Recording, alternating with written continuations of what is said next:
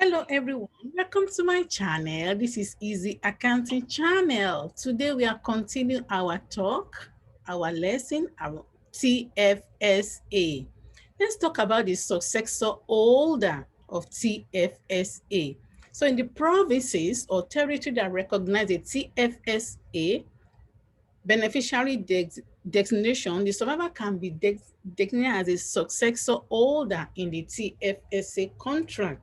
So a survivor can be named in the deceased holder will as a successor holder to TFSA account. So if the name as the successor holder, the survivor will become the new holder of the TFSA account immediately, and the rules apply for all three types of TFSA: the deposit, the trust arrangement, and the annuity contract.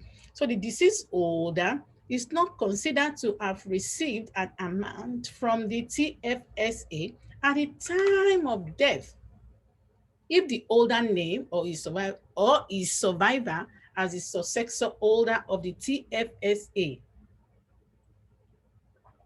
So the TFSA continued to exist and both its value at the date of the original death of the account holder, and any income earned after that date continued to be sheltered from tax under the new successor. So the issuer will notify us of this change in ownership, and the successor holder, after taking over ownership of the deceased holder TFSA, can make tax-free withdrawal from that account. So excess TFSA amount at the time of death. If at the time of death, there is an excess TFSA amount in the deceased holder TFSA, there is a penalty of 1% per month applied to the deceased holder accounts.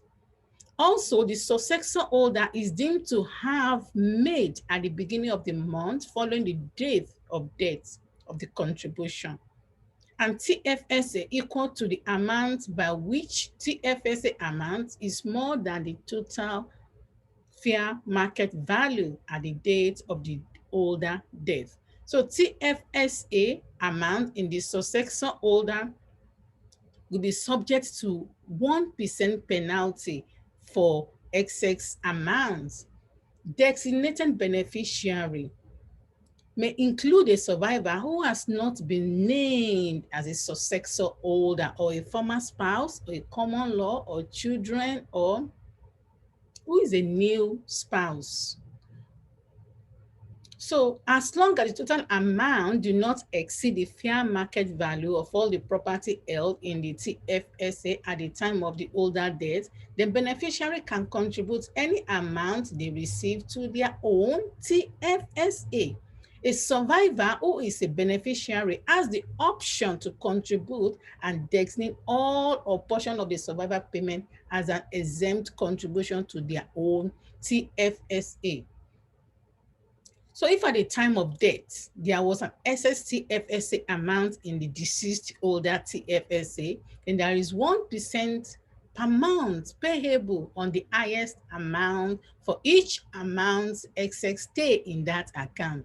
General rules: whether you arrange with the trust, if there is no successor holder, a TFSA that is an arrangement in trust is deemed to continue and it stay a non-taxable trust until the end of the exempt period. So all income earned during the exempt period and paid to the beneficiary will be included in their income, while any that accrued before death remain exempt. So in other words, any amount up to the fair market value of the deceased holder as of the date of the death can be paid to the beneficiary without having them to report any amount as income. So the trust has the exempt period within which to distribute both the taxable and non-taxable amount, and the trustee will assign the parts of each payment that represent non-taxable fair